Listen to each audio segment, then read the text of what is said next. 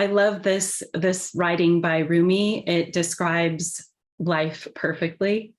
So I'm going to read it for you guys. It's called The Guest House, and it's by Rumi. This being human is a guest house. Every morning, a new arrival, a joy, a depression, a meanness, some momentary awareness comes as an unexpected visitor. Welcome and entertain them all, even if they are a crowd of sorrows who violently sweep through your house, emptying it of all its furniture. Still treat each guest honorably. He may be clearing you out for some new delight. Dark thought, the shame, the malice, meet them at the door laughing and invite them in. Be grateful for whoever comes, because each of these has been sent as a guide from beyond. My prayer life has been highlighted since I've been asked to speak about prayer. And when I go into prayer, I feel a softness come into my mind and my heart, and I can begin to feel the expansiveness of the universe. Prayer helps me get out of my way so that I can hear other options from my guides, from Holy Spirit, and they offer me other possibilities that I might not have otherwise heard from my reactive mind. Prayer is also a healing for me because I get to speak and share everything with my divine and get it off my chest. I feel safe to bring my needs, complaints, and grumbles, my confessions, and difficulties to the divine. And for me, this is the ultimate friend and support system. Funnily enough, over the last 5 months, the last week, I've had 5 people ask me how to pray. And I don't usually talk about prayer. It's a very private space for me. It's like my secret garden where I meet with God and find stillness. So I've had to really listen what to say and how to say it. And what I heard from my guides and Holy Spirit is just offer them that they can pray to their divine like you would talk to a dear friend. And then this quote found me. Prayer is nothing else than being on friendship terms with God. St. Teresa of Avila. This touched me deeply because it was an affirmation of the relationship that I do have with the divine. My prayers are not complicated. When I pray, it's really getting grounded, centered in my heart, and moving into stillness. I'm not very eloquent with my words when I pray. I'm not very wordy. I just focus on communing with the divine the best that I can in that moment. I prefer quietude and stillness because it revives my soul. And a lot of words can move me out of a prayer space.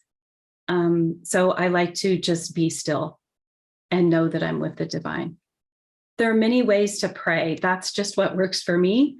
Some of the ways might be just sitting in stillness or repeating a mantra, dancing, chanting, singing, fasting, meditation, contemplation, gratitude, confession, grounding, even just every moment. If we're holding that intention to be with the divine, that's also a prayer.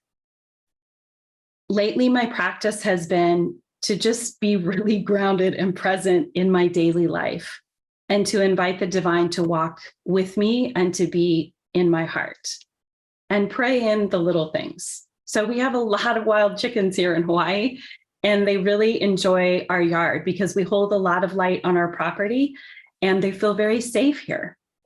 But they've started to multiply. So at any given moment, we can have 7 roosters around the house cock-a-doodle-doing, which, as you can imagine, can be very annoying.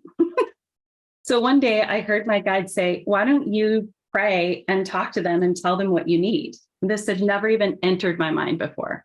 So I did. I spoke to the group of women hens and I said, hey, ladies, could you lay some eggs for us? Because we're offering a safe refuge here. The very next day, I walked out into my driveway and next to the garage. The next day, I walked out next to our garage, and there at the corner by the side of the house were 2 hens, both laying eggs. And they've continued to lay eggs for ever since then. It's been months. So we have a plethora of free-range eggs and a compassionate population control as well. This image is a picture of them that I took the other day. Also, our jungle garden is very wild and things grow extremely fast here in Hawaii.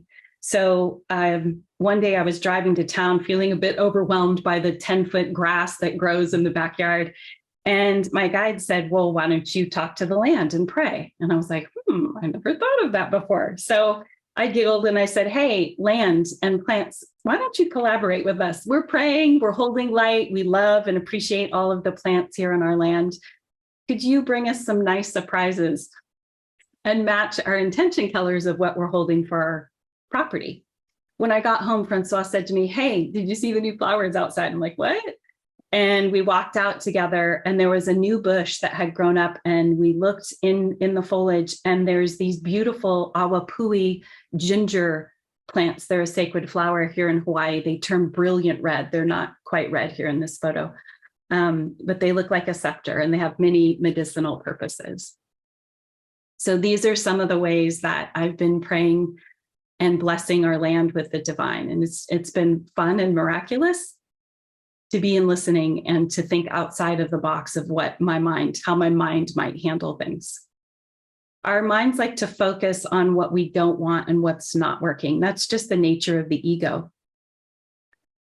And that is also a form of prayer. We're pushing things that we're praying for away by thinking negatively. We're also moving out of our God connection when we're in that negative space, negative spin and spiral. This can include limiting beliefs or inner grumbling dialogue. And it literally contracts our energy field and separates us from the divine. When I'm stuck in one of those negative spirals, I use gratitude to shift my mind's focus, to pause, to ground, to recenter. Then I'm able to focus on my environment and my inner world and to find things that I'm really grateful for. I do this until I feel a shift in my being and I can get back into my God connection. So sometimes God's plan is a little bit different than what we think is best and what our plan is. It can be painful, it can be unfair. And when we're ready to let go and surrender our story, our woes, our habitual ways of being, the divine will eagerly take us back into the flow.